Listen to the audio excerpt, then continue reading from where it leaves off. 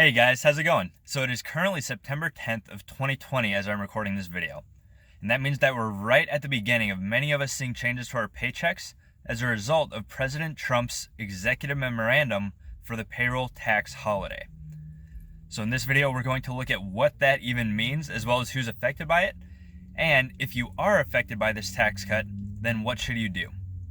If you haven't seen any of my videos before, my name is Zachary Schlecht, your personal finance coach, where my main goal is to help you win with money by gaining control of your personal finances. So stay tuned.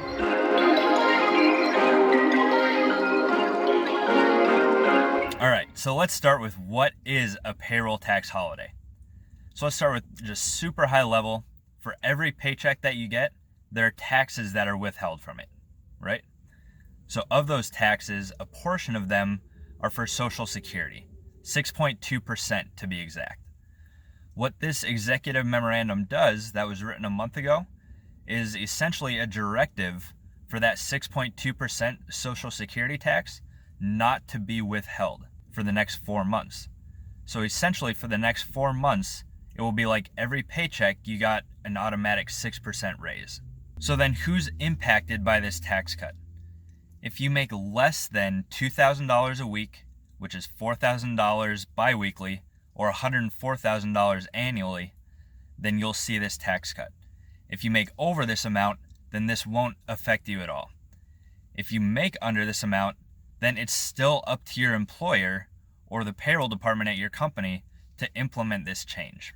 So if you make less than this amount and the tax cut applies to you, then what should you do?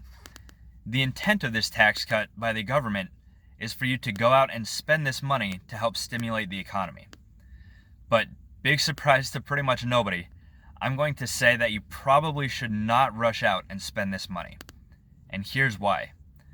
You're probably going to have to pay this money back. And by probably, I mean there's a very good chance that the Social Security tax for the next 4 months of 2021 is essentially going to be doubled. So before we go any further, how much are we actually talking about? If we take the $2,000 per week maximum, 6.2% is up to $124 taken out per week, which is a maximum of a $250 increase per paycheck if paid every other week. Now, if you're salaried and you're used to almost the exact same amount on every paycheck, or if you're in the habit of budgeting, then this increase is probably going to be noticeable. But if either your paychecks are irregular, or if you're not in the habit of budgeting, then you might not even notice this increase, which I guess is fine until it comes time to pay it back.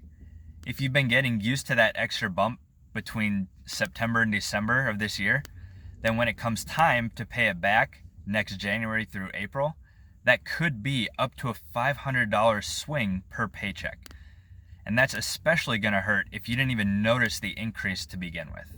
Okay, so I've been putting off the main question for the whole video so far. What do you actually do with this paycheck increase if this tax cut applies to you? First, if you have absolutely no money saved whatsoever, then I would just take this extra paycheck increase and I would save that extra money. If you have at least a little bit of money saved somewhere just for any kind of little emergency that pops up, and if you have any kind of outstanding debt, whether that's credit cards or car loan or student loans, or maybe if you have any deferred payments from all of the COVID craziness, then I would take this extra money that you're not even used to from your paychecks and put it towards that debt or towards those deferred payments. If you have no debt, then I would just save it.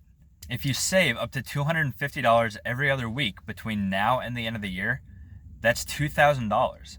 And then next year, between January and April, when that Social Security tax most likely will be doubled, if you need that extra money, then you have it there to pull from. And better yet, if you don't need it, then voila, you have an automatic $2,000 to put towards your next big savings goal. Now, before I end, I just want to give you a little bit of help with the math if you need it to figure out how much that difference actually is if this tax cut applies to you. So to take my ongoing example of $2,000 a week or $4,000 biweekly, what that means is that you have a $4,000 gross pay, and your net pay is what your take-home paycheck actually is. If you look at your pay stub and find the Social Security tax line, you can see if it's $0. Or you can ask your payroll or HR department to help if needed. If it is $0, then to find out how much it typically is, take $4,000 gross pay and multiply that by 6.2%, or 6.2 divided by 100, which is 0.062. So $4,000 times 0.062 is $248.